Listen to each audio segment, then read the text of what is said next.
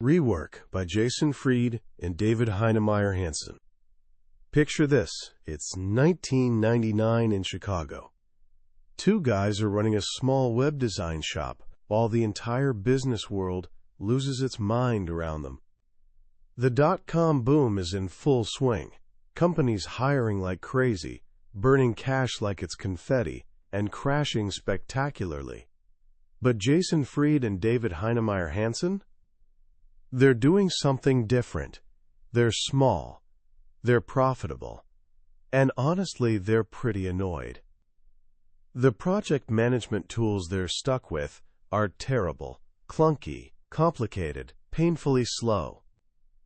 Built for corporate boardrooms with endless Gantt charts, not for a nimble team just trying to get stuff done. So they make what might seem like a simple decision but is actually pretty rebellious. They decide to build their own tool. They're not trying to conquer the world. They just want something that works for them. They create a simple project management tool called Basecamp. When they casually show it to their clients, something unexpected happens. Every single client says basically the same thing. This is great, but can we use that tool you guys are using? Suddenly, everything clicks. That little internal tool, born purely from frustration, ends up generating millions of dollars in profit every year. Their company, 37 Signals, stays intentionally small, yet their products reach millions of people globally. And here's the kicker. They do it without advertising, without salespeople, without a board of directors, and without taking a single penny from outside investors. By every traditional business rulebook, they're doing everything wrong, and yet they're absolutely thriving. The book we're diving into today, Rework, isn't really a business book in the traditional sense.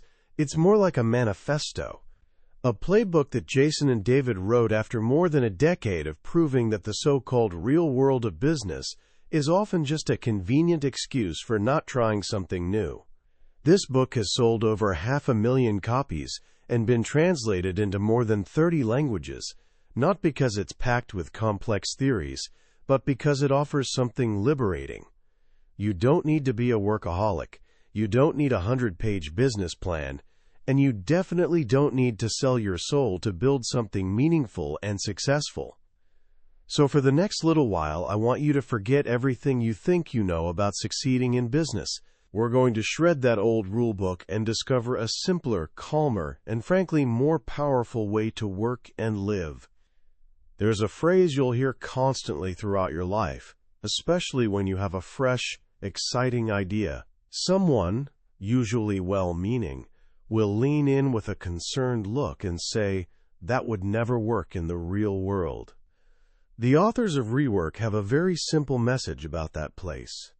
Ignore it. The real world, they argue, is a pretty depressing place. It's filled with pessimism and despair, where new ideas are treated like threats, and broken old systems are defended simply because they're familiar. The people who live there aren't content just staying in their tomb of mediocrity. They actively want to drag you down with them. But here's the thing, that world doesn't have to be your reality. Their own company, 37 Signals, is living proof. In the real world, you supposedly can't have a small team scattered across 8 cities and 2 continents. You can't attract millions of customers without a single salesperson. And you certainly can't write a book revealing all your secret recipes to your competitors. Except they did all of those things. The real world isn't actually a place. It's an excuse, a justification for not trying.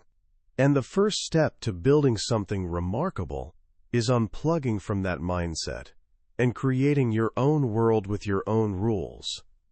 This new world starts by challenging the stories we're constantly told about business.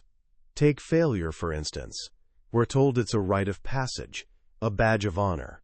Fail early, fail often, the gurus chant.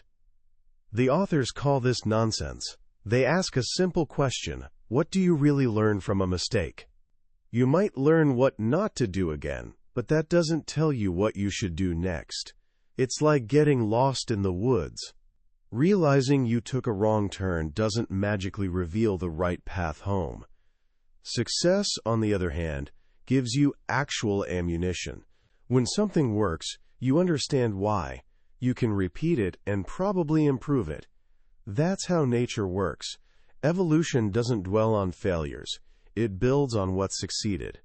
A Harvard Business School study backs this up, finding that entrepreneurs who succeeded before were far more likely to succeed again. But those who failed first? They had almost the same success rate as people who'd never tried at all. Failure isn't a prerequisite for success. Success is. Another sacred cow they gleefully take down is the business plan, that thick, 100-page document you're supposed to spend months crafting. They say we should call it what it really is: a guess, a fantasy. Writing a plan makes you feel in control of things you can't actually control: the market, your competitors, the economy. Plans force the past to drive the future. They put blinders on you, making you follow a path you drew months ago when you had the least amount of information. The best time to make a decision is right before you do something, not months in advance when you're just guessing wildly. So forget the 5-year plan. What are you going to do this week? That's the only plan that matters. And then there's the biggest obsession of them all: growth. How big is your company, people ask. There's this unspoken assumption that bigger is always better. More employees, more revenue, more prestige. The authors ask a simple but profound question: why? What's actually so great about being big, besides ego? We don't look at Harvard or Oxford and say, they'd be truly great if they just opened 1,000 more campuses and hired 10 times as many professors. Of course not. We recognize their value lies in quality, not size. So why do we measure businesses differently? Maybe the right size for your company is 5 people. Maybe it's just you and a laptop. Small isn't a stepping stone. Small is a perfectly valid destination. While small businesses dream of being bigger, big businesses dream of being more agile and flexible. Once you get big, it's incredibly difficult to shrink without chaos and pain. This rebellion against old rules extends to work culture itself. We celebrate the workaholic, the person sleeping at their desk, pulling all-nighters, as some kind of hero. The authors argue this isn't just unnecessary, it's stupid. Workaholics don't solve problems, they create them. They throw brute force and endless hours at issues requiring creative thinking.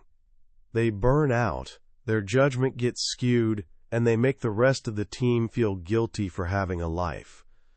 The real hero isn't the one staying until midnight. The real hero is the person already home, because she figured out a faster, smarter way to get things done. So if we're ignoring the real world, rejecting the myths of failure and growth, and refusing to worship at the altar of workaholism, what do we actually do instead? We start. But we start in a very specific way. You don't begin by trying to conquer the world. You begin by solving a problem that you yourself have. The book's most powerful mantra is this: scratch your own itch. The easiest and most direct path to creating something great is making something you desperately want to use. This was the entire origin story of 37 Signals. They weren't happy with project management software on the market, so they built Basecamp for themselves. No need for market studies or focus groups. They had the itch, so they scratched it. When you're solving your own problem, everything becomes clearer. You know if it's good because you're the first customer. Every day you make hundreds of tiny decisions, and when it's your own problem, you instinctively know the right answer. Think of James Dyson. He was vacuuming his house and got frustrated that his vacuum kept losing suction as the bag filled with dust. It wasn't some abstract market opportunity. It was a real personal annoyance. He became obsessed with solving it, and the result was the world's first bagless vacuum cleaner. Or consider Bill Bowerman, a track coach at the University of Oregon. He decided his runners needed lighter, better shoes. So he went into his workshop and poured rubber into his family's waffle iron.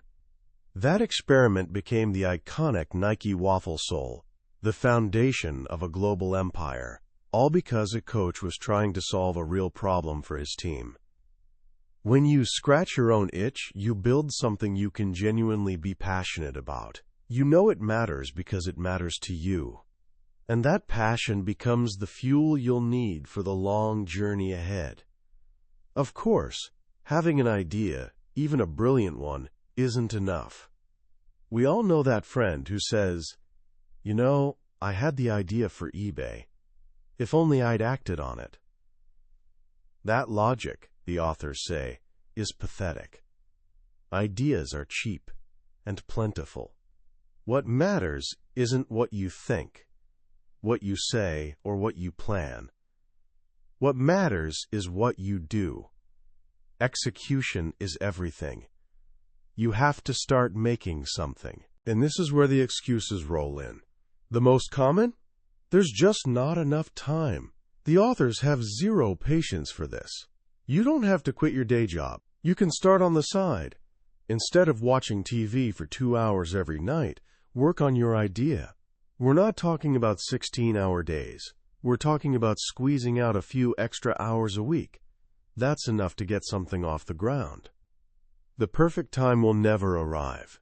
You'll always be too busy, too broke, or too something. If you wait for the perfect moment, you'll be waiting forever.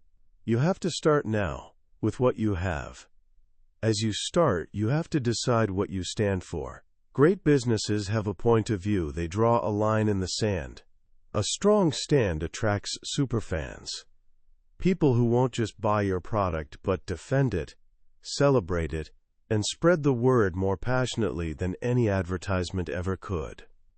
Taking a stand means you'll turn some people off. And that's perfectly fine. If nobody's upset by what you're saying, you're probably not pushing hard enough. And you're probably boring. The authors are genuinely proud of what their products don't do. They're intentionally simple in a world of bloated, complicated software. They're willing to lose some customers if it means others will love their products intensely. That's their line in the sand. Think of Whole Foods. They stand for selling the highest quality natural and organic products available. That's their line. You'll never find a Coca-Cola or Snickers bar in their stores. They don't debate it. The decision is already made. Some people mock them for it, calling them whole paycheck. But Whole Foods doesn't care. They know who they are. And they're doing just fine. This belief system isn't the same as some phony mission statement pinned to a wall in a dreary rental car office, talking about exceeding expectations for service while there's nobody at the counter. Your culture isn't what you write down. It's what you do, consistently, every single day. Now we arrive at a philosophy central to the entire Rework worldview. It's the philosophy of less. The moment you start a business, the traditional path tells you to find money. Write that business plan, make a slick presentation, and start pitching investors for seed funding. The authors are practically screaming from the pages. Don't do it. Outside money, they say, is Plan Z. When you take other people's money, you get a noose attached. You give up control. Suddenly, you're answering to people whose primary goal isn't building a great sustainable business, but getting their money back, with a huge return, in 3 to 5 years. Your focus shifts from what your customers want to what your investors want. The beautiful, simple thing you set out to build gets twisted into something that can be sold off as quickly as possible. Instead, they champion a different path: frugality. You need less than you think. Do you really need a fancy office, or can you work from home? Do you really need to hire 10 people, or can you get by with 2? Do you really need to buy advertising, or can you find other ways to get noticed? Great companies start in garages all the time. By staying small and keeping costs low, you reduce your mass. In physics, the more massive an object, the more energy it takes to change its direction. The same is true in business. Long-term contracts, excess staff, permanent decisions, these all add mass, making you slow and inflexible. By staying lean, you can pivot, make mistakes, and fix them quickly, and most importantly, you can change your mind. This leads to another crucial distinction. Don't build a startup, build a business. The word startup has become magical shorthand for a company where normal business laws supposedly don't apply. It's a place where you can burn through other people's money for years while you figure out a path to profit. This is a fairy tale. A business without a path to profit isn't a business. It's a hobby. A real business worries about revenue, bills, and profitability from day one. And just as you shouldn't obsess over getting investors, you shouldn't obsess over getting acquired. What's your exit strategy? Is a question that poisons businesses from the start. Would you go into a marriage already planning the divorce? It's absurd. You don't need an exit strategy. You need a commitment strategy. Focus on building something you love so much you'd never want to leave it. Building to flip is, more often than not, building to flop. So now we have a set of principles. Ignore the naysayers, scratch your own itch, take a stand, and embrace the power of less. But how do you actually get things done? How do you make progress in this new way? This is where the art of execution comes in, and it begins, counterintuitively, by embracing your limitations. I don't have enough time, money, or people is a common complaint. The authors say, good. Less is a good thing. Constraints are advantages in disguise. Limited resources force you to be creative, efficient, and clever. Think of Shakespeare. He didn't have unlimited freedom. He worked within the strict constraints of the sonnet: 14 lines, specific rhyme scheme, set meter. And within those constraints, he produced genius. Southwest Airlines flies only one type of plane, the Boeing 737. This sounds limiting, but it's brilliant. It means every pilot, every mechanic, and every part is interchangeable across their entire fleet. It dramatically simplifies operations and lowers costs. This philosophy of constraint leads to one of the book's most memorable lessons: build half a product, not a half-assed product. It's so easy to have a grand vision with 100 amazing features, but when you try doing them all at once, you end up doing none of them well.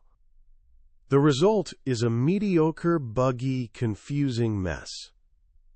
The authors urge you to take your grand ambition and cut it in half.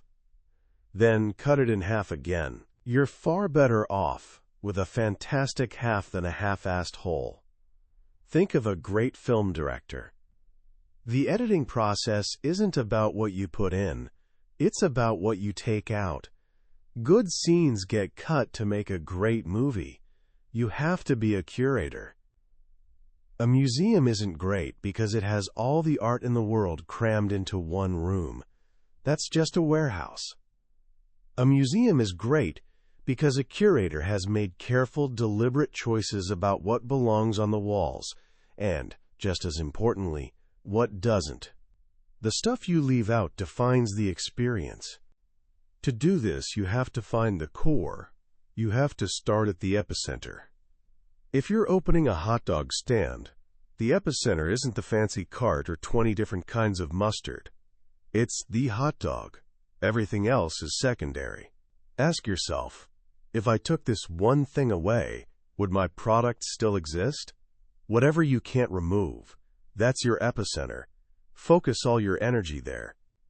And while you're focusing on that core, ignore the details early on. When the authors start designing something, they don't use a fine-tipped pen. They use a big, thick Sharpie marker. Why? Because a Sharpie makes it impossible to get lost in tiny details. You can only draw big shapes, main ideas. You have to get the big picture right before worrying about button colors or font sizes.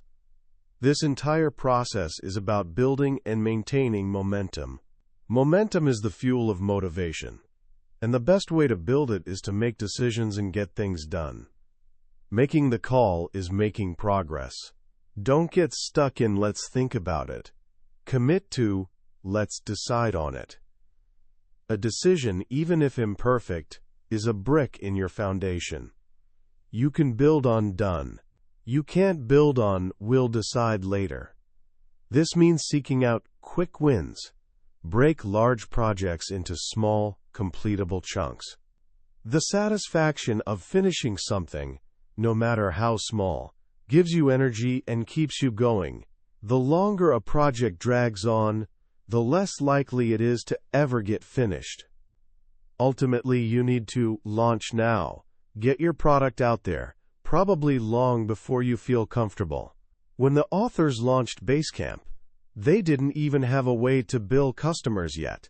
They knew they had a 30-day grace period before first bills were due, so they used that time on more urgent problems and figured out billing later. If you had to launch your product in 2 weeks, what would you cut? That question brings immediate clarity.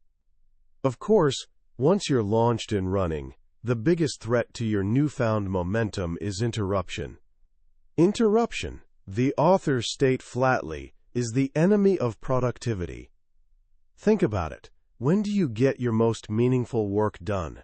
Late at night or early in the morning when nobody else is around. Your workday constantly gets sliced into tiny, unproductive work moments by meetings, calls, and taps on the shoulder. You can't do deep, creative work when you're constantly stopping and starting. You need to create and protect your alone zone. This is where real magic happens. It's like REM sleep. You don't just fall into it. You have to work your way there, and any interruption forces you to start over. The book suggests radical ideas, like establishing no-talk Thursdays, or setting a rule that from 10 a.m. to 2 p.m., people aren't allowed to interrupt each other. And the worst interruptions of all? Meetings. Meetings are toxic. They're famously places where very little information gets conveyed, subjects drift endlessly, and one person can waste 10 people's time. The authors want you to calculate the true cost. A 1-hour meeting with 10 people isn't a 1-hour meeting. It's a 10-hour meeting. 10 hours of collective productivity traded for 1 hour of, most likely, talking in circles. Before scheduling that meeting, ask yourself, is it really worth 10 hours of your company's life?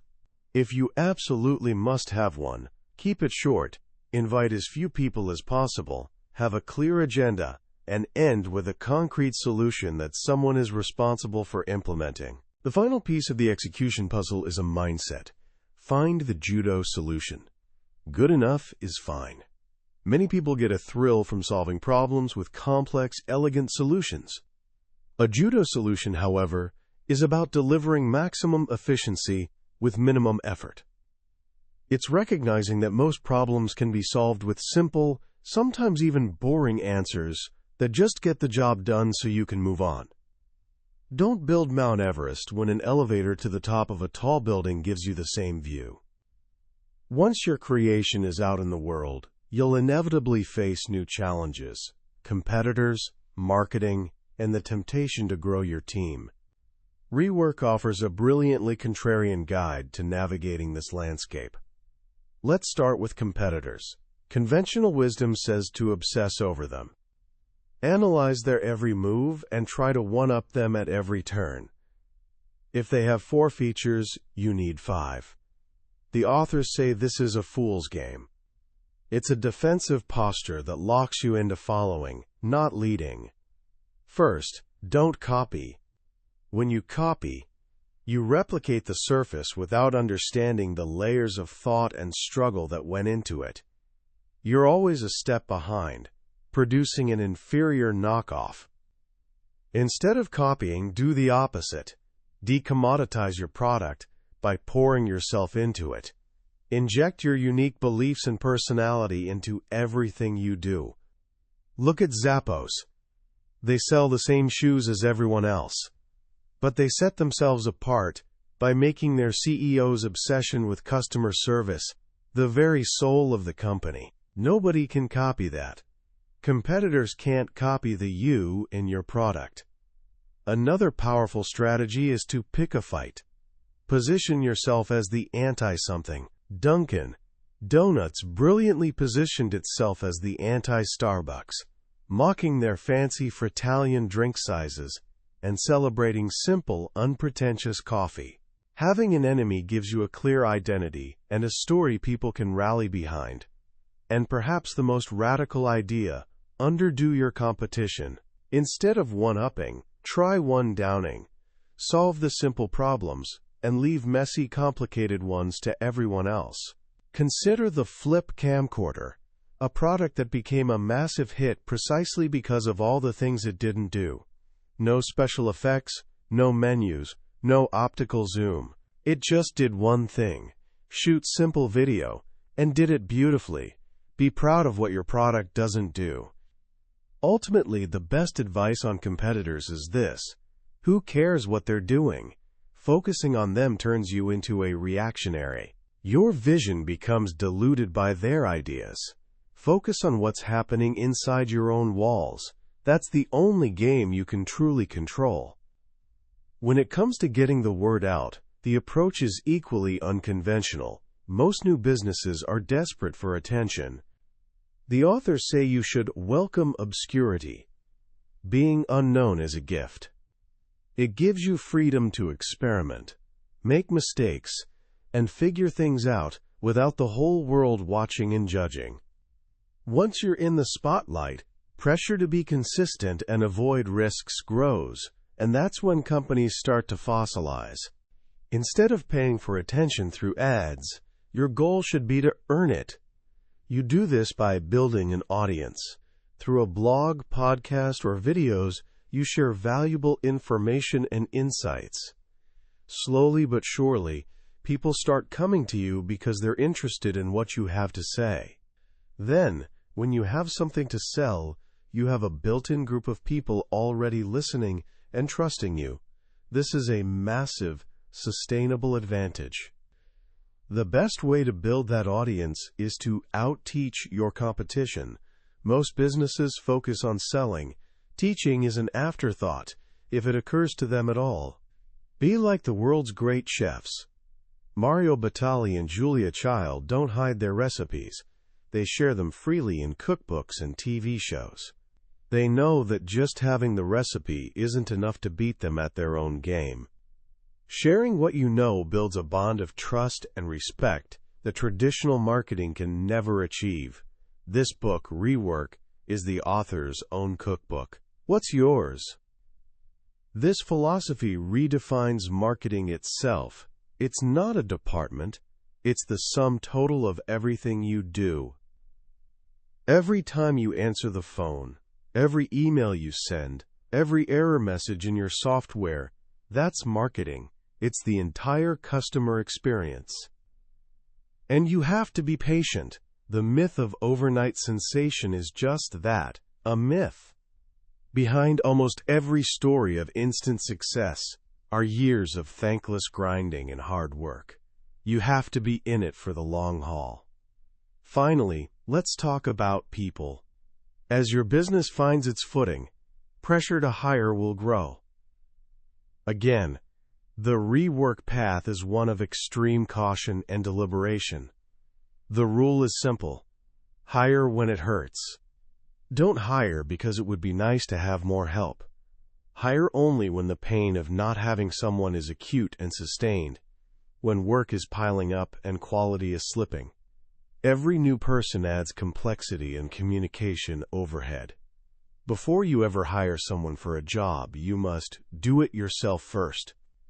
You need to understand the work intimately before effectively managing someone else doing it. You'll know what a job well done looks like and what to look for in a candidate.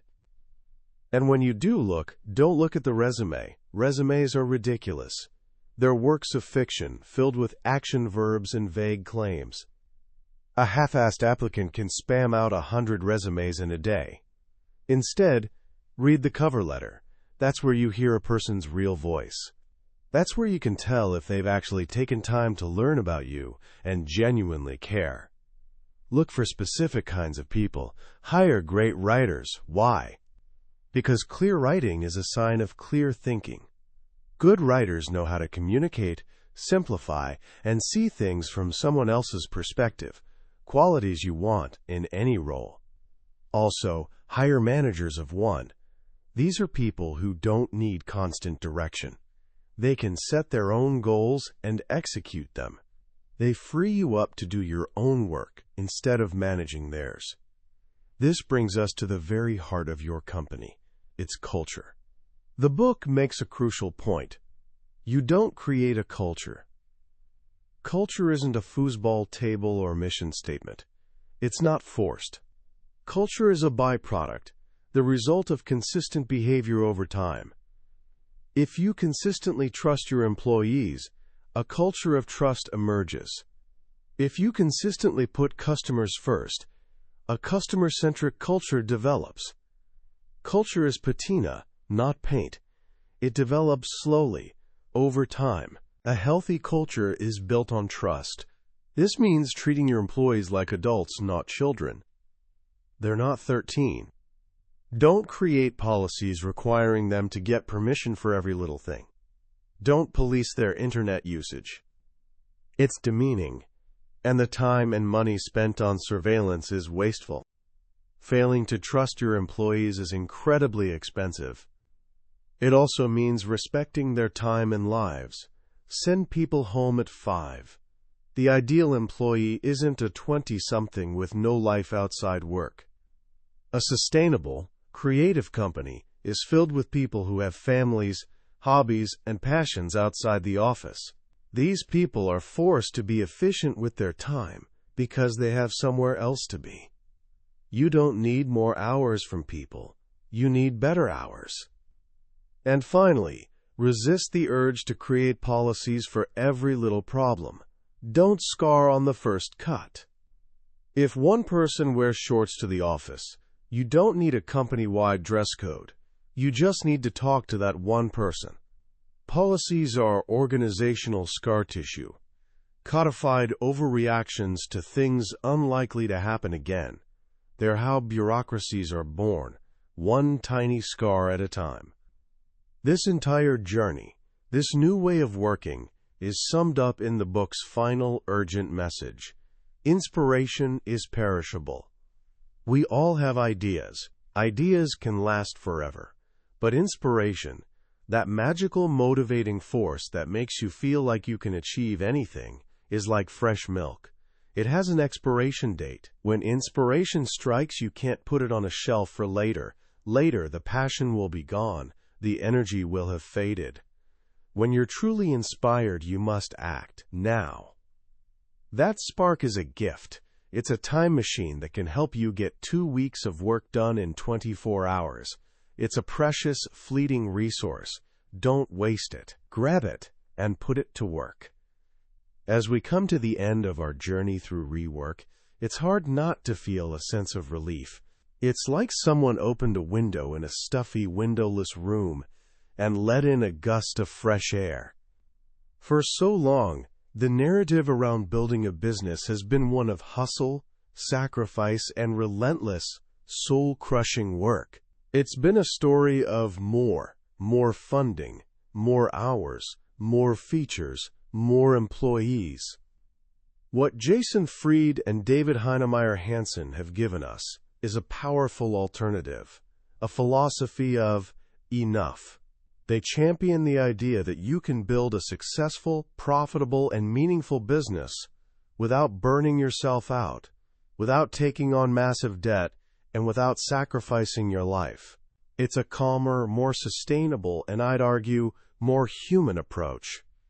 The most profound lesson in this book, for me, is the relentless focus on simplicity and clarity. The idea of building half a product, not a half-assed product, is revolutionary in a world constantly pushing for more. It's a call to be a curator, to have courage to say no, not just to bad ideas but to good ideas, in service of a great one. This requires discipline, confidence, and deep understanding of what truly matters to your customer and yourself. And their perspective on culture is incredibly wise. Understanding that culture isn't created, but is rather the residue of consistent action, is something every leader should internalize. You can't install a great culture like software. You earn it, day by day, through trust, autonomy, and respect for the people doing the work. Sending people home at 5 isn't just a nice perk.